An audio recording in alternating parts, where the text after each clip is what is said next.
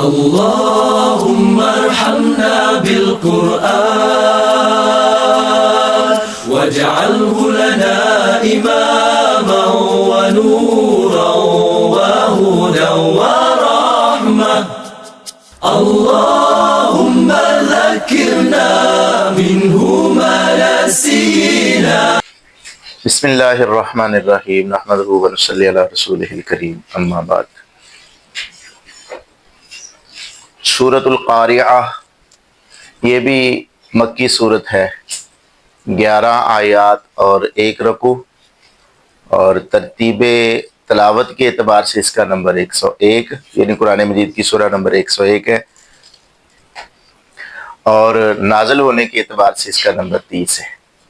القاریعہ کھٹکھٹا دینے والی، قیامت کے ناموں میں سے ایک نام ہے. یہ قیامت کے کئی نام ہیں، جس طرح قیامت کا نام قیامت ہے، اسی طرح قیامت کا نام القاریعہ یہ بھی ہے، کھٹکھٹا دینے والی، دلوں کو کھٹکھٹا دینے والی. مل قاریعہ، کیا ہے کھٹکھٹا دینے والی؟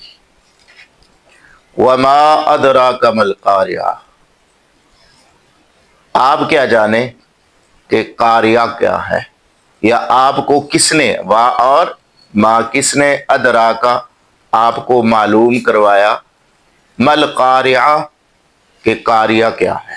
اس دنیا کے اندر ہمیں جو چیزیں نظر آ رہی ہیں نا، ان میں سے سب سے زیادہ عظیم 2 چیزیں ہیں.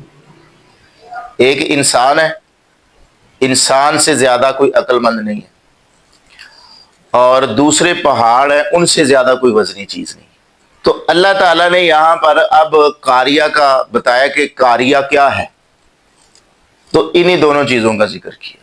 فرمایا یوم، اس دن، یکون ہوں گے، الناس لوگ، کل فراش المبثوث، کاف کا معنی مانند یا جیسے، الفراش پروانے، پتنگے، جو پتنگے بکھرے ہوئے ہوتے ہیں، پروانے بکھرے ہوئے پروانوں کی طرح انسانوں کا یہ حال ہوگا. وَتَكُونُ الْجِبَالُ، اور ہوں گے، تکون ہوں گے، الجبال پہاڑ، جبل، جبل واحد ہے، اور جبل کی جمع جبال، پہاڑ. کالعہن المنفوش، اہن اون، اون کی مانند، المنفوش دھنکی ہوئی.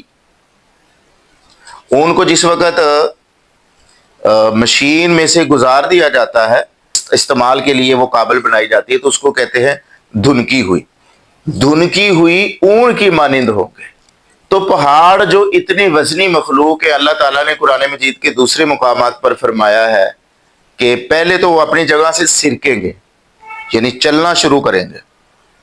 جس طرح کہ پانی چل رہا ہوتا ہے، سیلاب آیا ہو اور پانی تیزی کے ساتھ چلتا ہے، تو اس طرح پہاڑ چلے گے، اور پھر وہ ٹوٹ جائیں گے، اور ٹوٹ کر بکھر جائیں گے، اور پھر غبار بنیں گے، اور غبار بن کر جو ہے وہ اڑ جائیں گے.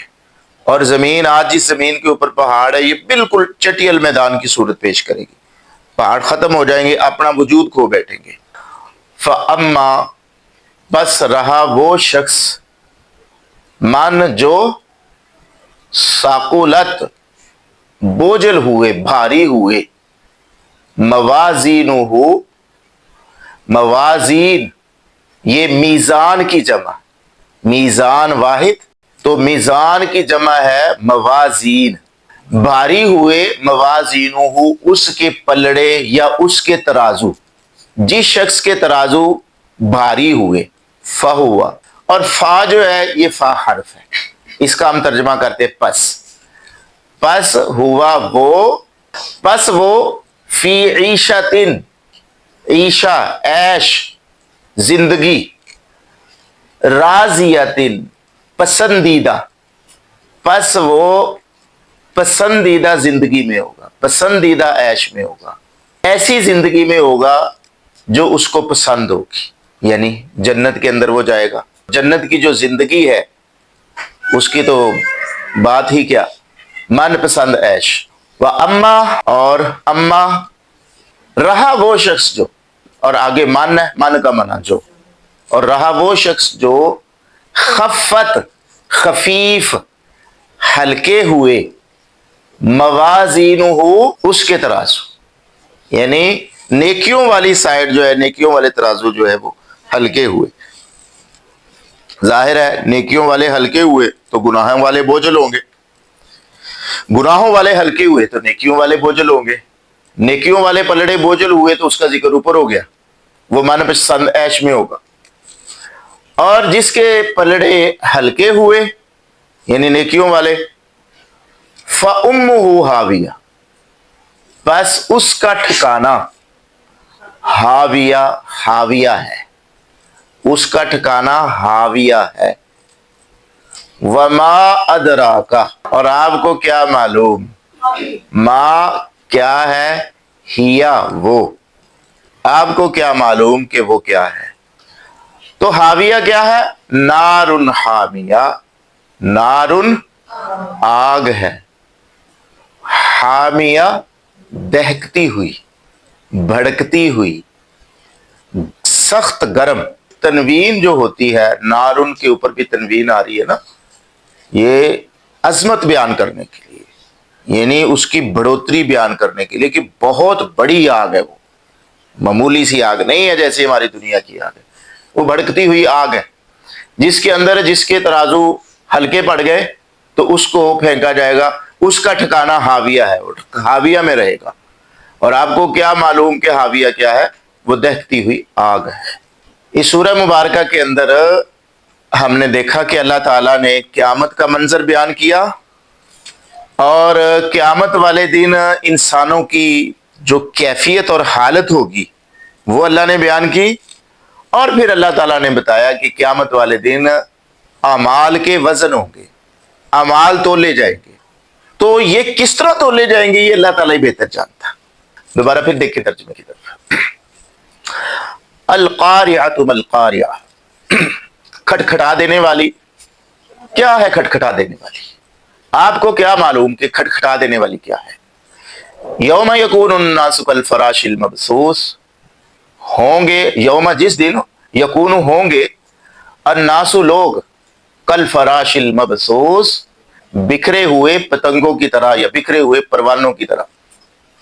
وتکون الجبال، اور ہوں گے پہاڑ، کالعہن المنفوش دھنکی ہوئی اون کی طرح.